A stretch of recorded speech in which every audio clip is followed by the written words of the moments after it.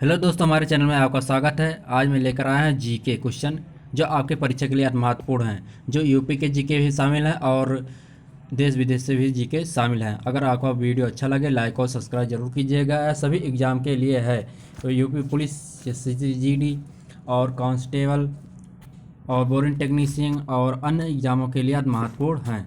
अगर वीडियो अच्छा लगे लाइक और सब्सक्राइब जरूर कीजिएगा। बिना टाइम वेस्ट किए क्वेश्चन को शुरू करते हैं। पहला क्वेश्चन है, जैसा कि आप देख सकते हैं, सर्वोच्च न्यायालय का न्यायाधीश अपना पद त्याग सकता है पत्र लिखकर। किसे पत्र लिखकर त्याग कर सकता है? जल्दी बताइए, इस क्वेश्चन आंसर क्या होगा? जल्दी बताइएगा, इस क्वेश्चन का आंसर क्या होगा?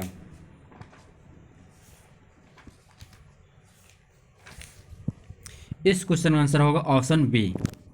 ऑप्शन बी होगा, राष्ट्रपति को। सर्वोच्च न्यायालय के न्यायाधीश अपना पत्र त्याग कर सकता है राष्ट्रपति को देकर। आगे चलते हैं, अगला क्वेश्चन क्या है आपकी स्क्रीन पर है।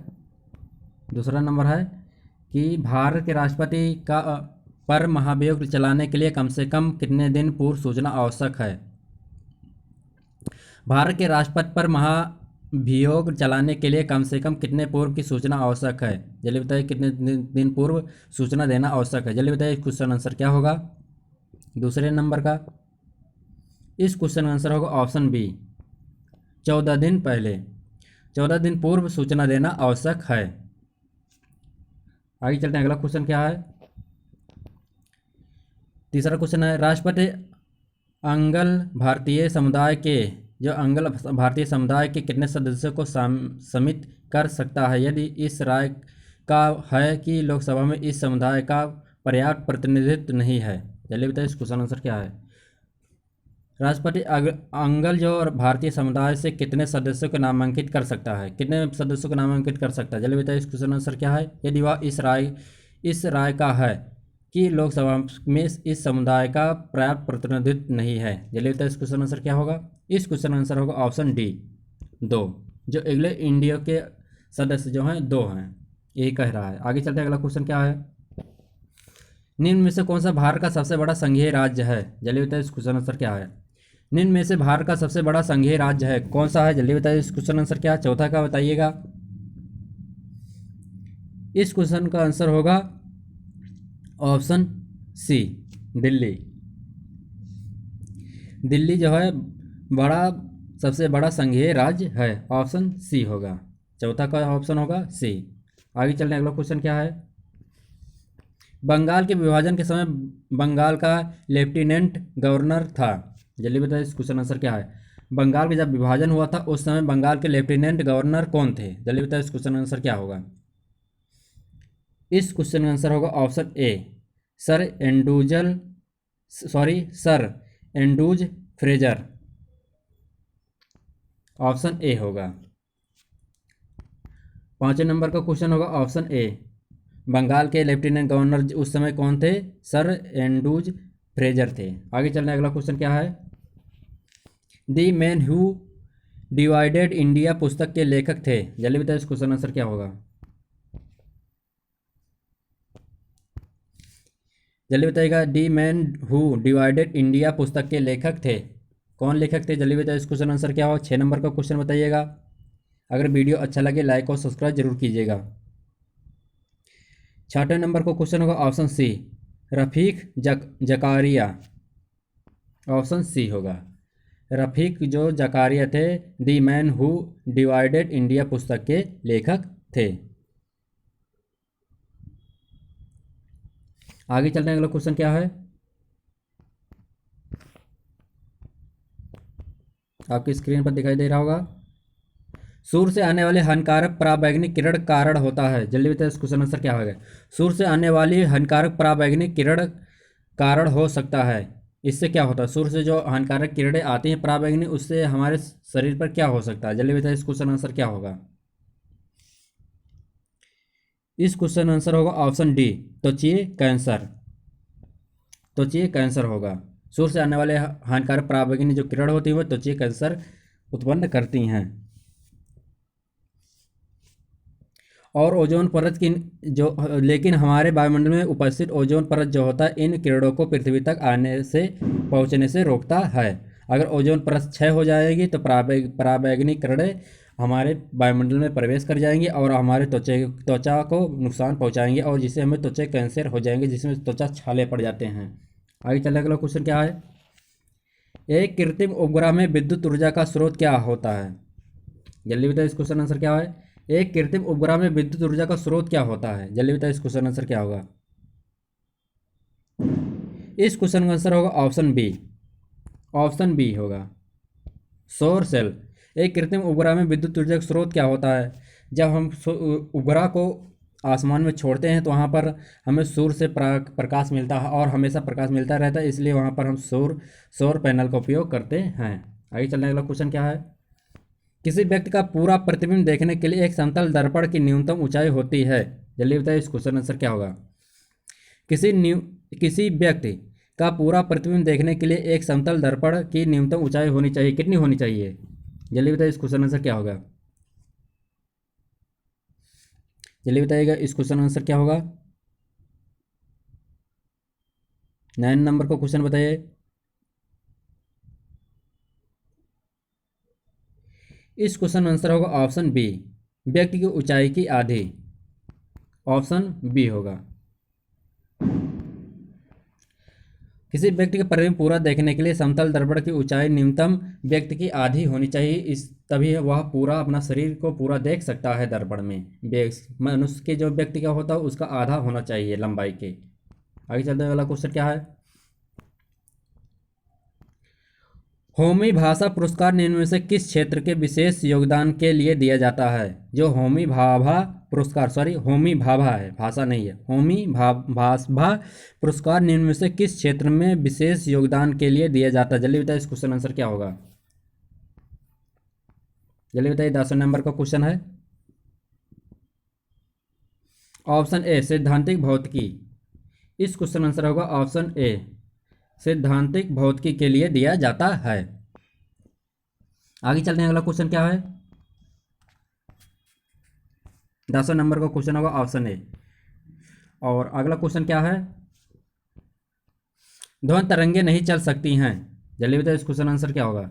जो ध्वनि तरंगे हैं वो कहाँ नहीं चल सकती हैं, किस चीज में नहीं चलती? ठोस में, गैस में, द्रव में, निर्वात में? इस क्वेश्चन का आंसर होगा ऑप्शन डी, निर्वात में। जो ठोस तरंगे चल नहीं सकती हैं निर्वात में नहीं चल सकती, क्योंकि वहाँ वायुमंडल का अभाव होता है, इसलिए वहाँ पर निर्वात में ये ध्वनि चल नहीं सकती हैं। ऑप्शन डी होगा। आगे चलते हैं, अगला क्वेश्चन क्या है,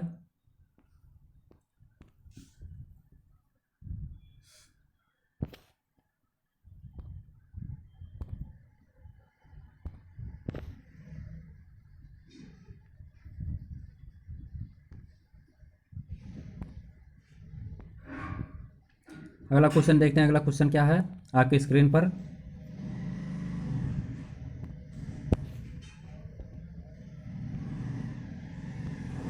ध्वनि तरंगे नहीं चल सकती हैं, क्या है इसका क्वेश्चन आंसर? हम क्या बताए थे, निर्वात में नहीं चल सकती हैं। आगे चलने अगला क्वेश्चन क्या है,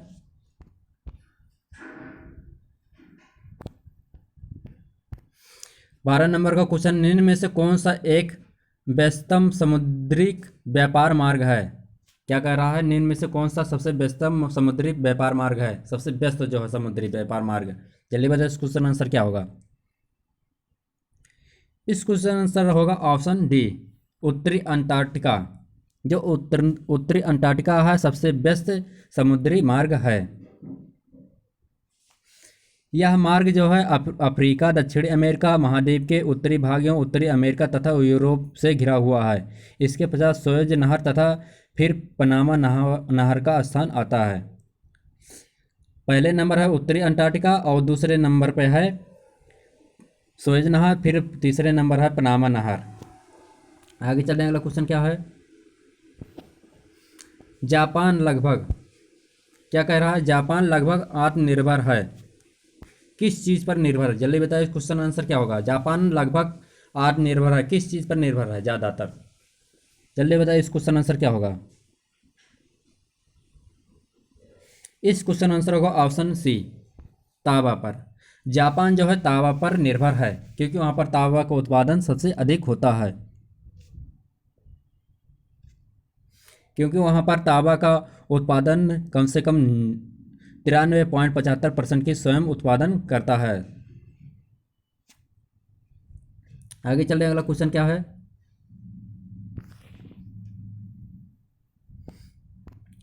निम्न में से कौन सा शीतोष्ण घास के मैदान यूरेशिया में पाए जाते हैं। चलिए बताइए इस क्वेश्चन आंसर क्या होगा। निम्न में से कौन सा शीतोष्ण जो घास के मैदान यूरेशिया में पाए जाते हैं। चलिए बताइए क्या होगा इस क्वेश्चन आंसर। इस क्वेश्चन आंसर होगा ऑप्शन सी, स्टेपीज। स्टेपीज जो घास हैं वह यूरोपीय में पाए जाते हैं, यूरेशिया में पाए जाते, सॉरी यूरेशिया के मैदान में पाए जाते हैं। आगे चलने अगला क्वेश्चन क्या है। बायोदास सबसे कम होता है किसमें कम होता है। बायोदास सबसे कम होता है वर्षा ऋतु में, बसंत ऋतु में, शरद ऋतु में, ग्रीष्म ऋतु में। जल्दी बताइए इस क्वेश्चन आंसर क्या होगा। इस क्वेश्चन आंसर होगा ऑप्शन डी, ग्रीष्म ऋतु में। ग्रीष्म ऋतु में जो है वायुदाब सबसे कम होता है। आगे चलना अगला क्वेश्चन क्या है। रेड क्लिफ जो लाइन सीमा निर्धारित करती है, जो रेड क्लिफ लाइन है वो किस सीमा को निर्धारित करती है, किसके किसके बीच में। चलिए बताइए इस क्वेश्चन आंसर क्या होगा 16 नंबर का। इस क्वेश्चन आंसर होगा ऑप्शन ए, ऑप्शन ए नहीं option C, sorry option C होगा, भारत एवं पाकिस्तान के बीच में। रेड क्लिफ जो सीमा निर्धारित करती है भारत और पाकिस्तान के बीच में निर्धारित करती है, बांटती है, रेड क्लिफ रेखा। आगे चलने अगला क्वेश्चन क्या है।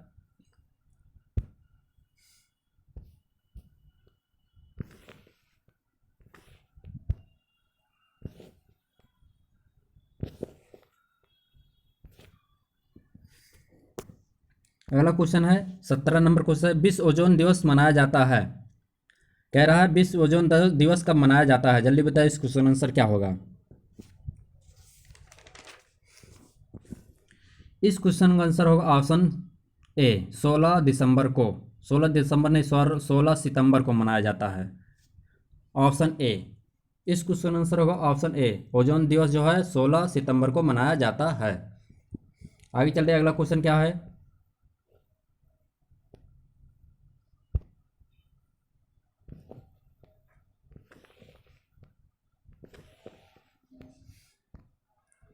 आप देख सकते हैं निम्न में से कौन सा एक दक्षिण एशिया का सर्वाधिक नागरिकृत देश है।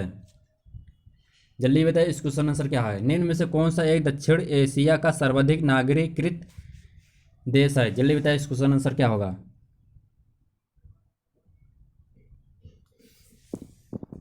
इस क्वेश्चन आंसर होगा ऑप्शन ए, भारत।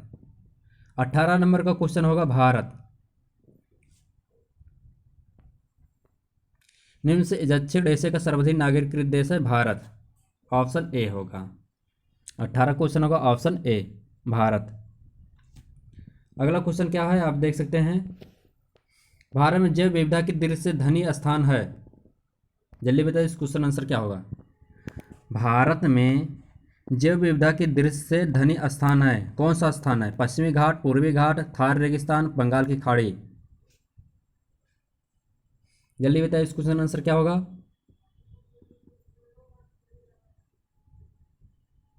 इस क्वेश्चन आंसर होगा ऑप्शन ए, पश्चिमी घाट। भारत में हिमालय तथा पश्चिमी घाट जैव विविधता की दृष्टि से धनी स्थान हैं। इसमें कौन कौन से हैं, हिमालय जो है और पश्चिमी घाट जो है, ये जो है धनी जो विविधता की दृष्टि से धनी स्थान है, और सभी धनी और सब नहीं है। और इसमें ऑप्शन सिर्फ दिया क्या, पश्चिमी घाट, तो पश्चिमी घाट होगा। अगर यहाँ पर दिया होता हिमालय तो हिमालय को लगाया जाता है। आगे चलने का क्वेश्चन क्या है। मीथेन गैस उत्पादन करने वाला क्षेत्र है। मीथेन गैस उत्पादन करने वाला क्षेत्र है, कहाँ पर उत्पन्न होता है ज़्यादातर मीथेन गैस। इस क्वेश्चन आंसर होगा, जल्दी बताइए इस क्वेश्चन आंसर क्या होगा 20 नंबर का। इस क्वेश्चन आंसर होगा ऑप्शन बी, धान के खेत में। जो धान के खेत में है मीथेन का उत्पादन करता है धान का खेत। जो पशुओं के रहने की जगह तथा दलदली भूमि से होता है। मीथेन गैस का उत्पादन जो धान के खेत और पशुओं के रहने की जगह जहाँ होती है और दलदली भूमि से होता है, जहाँ मीथेन का गैस को उत्पन्न होता है वहीं से उत्पन्न होता है। आगे चलिए उस क्वेश्चन आंसर क्या होगा।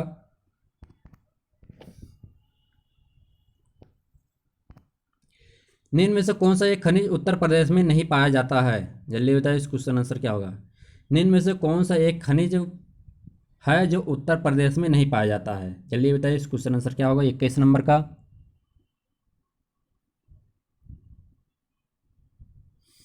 इस क्वेश्चन आंसर होगा ऑप्शन बी, अभ्रक। जो अभ्रक है वह उत्तर प्रदेश में नहीं पाया जाता है। अभ्रक के उत्पादन में और भंडारण पर अभ्रक के उत्पादन और भंडारण पर झारखंड का राज्य का जो स्थान है एक अधिकार है। सबसे ज़्यादा उत्पन्न वहीं पर होता है अभ्रक का। और झारखंड के कोडरमा और हजारीबाग में 99% तक पाया जाता है अभ्रक को। अभ्रक सबसे ज़्यादा उत्पादन कौन करता है? झारखंड। झारखंड में कहाँ उत्पन्न होता है सबसे ज़्यादा? कोडरमा और हजारीबाग में उत्पन्न होता है। आगे चलते अगला क्वेश्चन। 99% वहाँ पर मिलता है। अगला क्वेश्चन है, बायोटेक्नोलॉजी पार्क अवस्थित है? जल्दी बताइए, इस क्वेश्चन आंसर क्या होगा? बायोटेक्नोलॉजी पार्क अवस्थित है, इस क्वेश्चन का आंसर होगा ऑप्शन ए, लखनऊ में। आगे चलिए अगला क्वेश्चन क्या है? 23 नंबर का क्वेश्चन है जो आपकी स्क्रीन पर दिखाई दे रहा होगा। उत्तर प्रदेश में सस्य जलवायु क्षेत्र की संख्या है, जो सस्य जलवायु क्षेत्र की संख्या कितनी है? इस क्वेश्चन आंसर होगा ऑप्शन 9 है। उत्तर प्रदेश में सस्य जलवायु क्षेत्रों की संख्या 9 है, ऑप्शन सी होगा। आगे चले अगला क्वेश्चन है, गौतम बुद्ध ने किस स्थान पर प्रथम उपदेश दिया? क्या कह रहा है? गौतम बुद्ध ने किस स्थान पर अपना प्रथम उपदेश धर्मों उपदेश जो दिया, कहाँ पर दिया था? जल्दी बताइए, इस क्वेश्चन आंसर क्या होगा?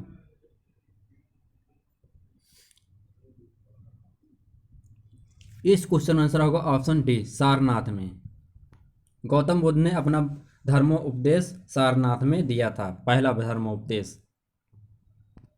आगे चलने अगला क्वेश्चन क्या है?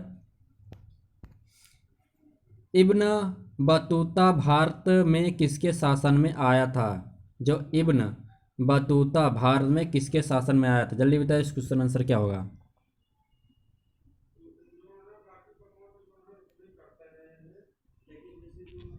इस क्वेश्चन आंसर होगा ऑप्शन डी, मोहम्मद बिन तुगलक के शासन में। मोहम्मद बिन तुगलक के शासनकाल में आया था। आगे चल रहे हैं, अगला क्वेश्चन क्या है?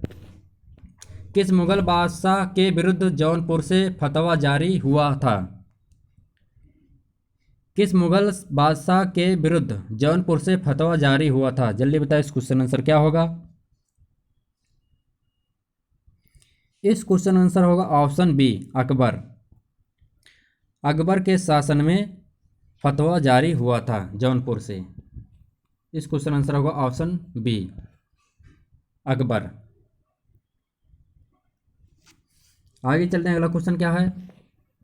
निम्न में से सहायक संधि स्वीकार नहीं की थी? निम्न में से किसने सहायक जो संधि थी उसे स्वीकार नहीं किया था? किसने नहीं स्वीकार किया था? जल्दी बताइए, इस क्वेश्चन आंसर क्या होगा? इस क्वेश्चन आंसर होगा डी, मैसूर के शासक ने। मैसूर के शासक ने सहायक जो संधि थी उसको स्वीकार नहीं किया था। और 28 नंबर का क्वेश्चन है जो आपकी स्क्रीन पर है।